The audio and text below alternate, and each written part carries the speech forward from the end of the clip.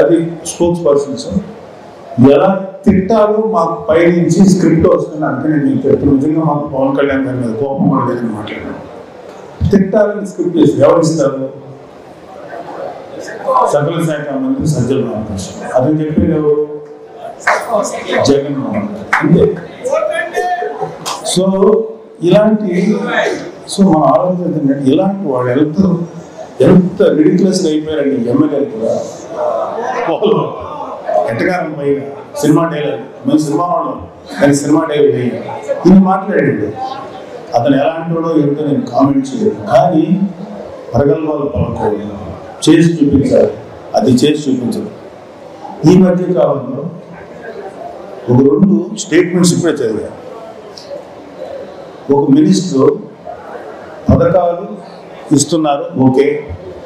రోడ్లు ముఖ్యమా పథకాలు ముఖ్యమా అంటే రోడ్లు వేరా, డెవలప్మెంట్ చేయరా, రాష్ట్రాన్ని మంచి పొజిషన్ తీసుకెళ్ళవా, ప్రతి వాళ్ళకి ఇంటికి ఏదైతే పథకాలు ఇచ్చేస్తే సరిపోతుందా? అది వెల్ఫేర్ స్కీమ్స్ ఉండాలి తెలుసు, కానీ డెవలప్మెంట్ ఉండాలి. కానీ డెవలప్మెంట్ చేయడానికి వాళ్ళకి మనసు రాదు. ఎందుకు రాదంటే వాటిని వెనక్కి వేసుకొని రకరకాల చోట్ల దాచుకొని తినేయడం అలవాటు పడిపోయిన తర్వాత డెవలప్మెంట్ చేయాల్సిన కోరిక ఎవరికి లేదు. సో రోడ్లు ముఖ్యమా పథకాలు ముఖ్యమా అంటాడు. అతనే మినిస్టర్.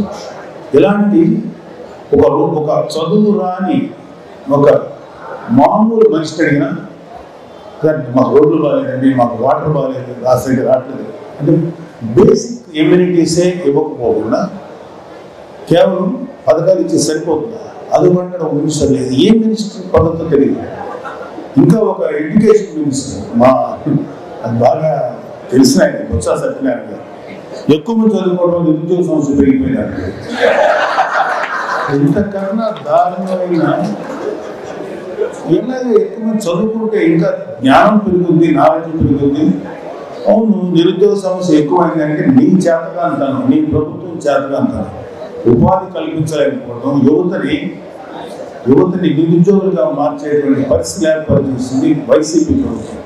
ఇది నేర్చుకోకుండా, ఇది చెప్పకుండా ఇలా చేస్తుంది.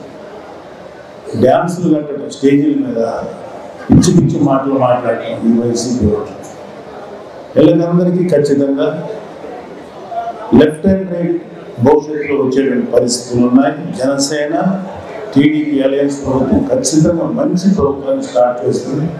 ఖచ్చితంగా మంచి ప్రభుత్వం ఏర్పడుతుంది.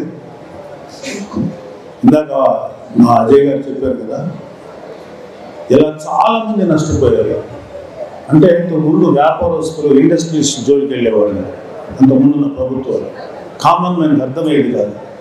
ఏదో జరిగింది అంటే లంచగొండితనం లక్షల కోట్లు తిన్నా సరే మనకి ఎవరికి పెద్ద వర్క్ ప్రాబ్లం లేదు. దానికి ఇండైరెక్ట్గా పరోక్షంగా మనకి ఎంత నష్టం జరుగుతుందో మన అడుగుతూ తెలియదు.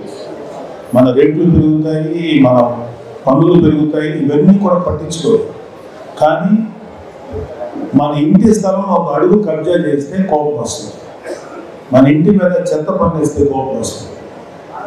సరే అది కూడా వదిలేస్తే అలాంటివి కూడా చేసి కామన్ మ్యాన్ కూడా సామాన్యుడైనటువంటి మనిషి జోలికి కూడా వచ్చి వాళ్ళను కూడా టార్చర్ చేస్తుంది.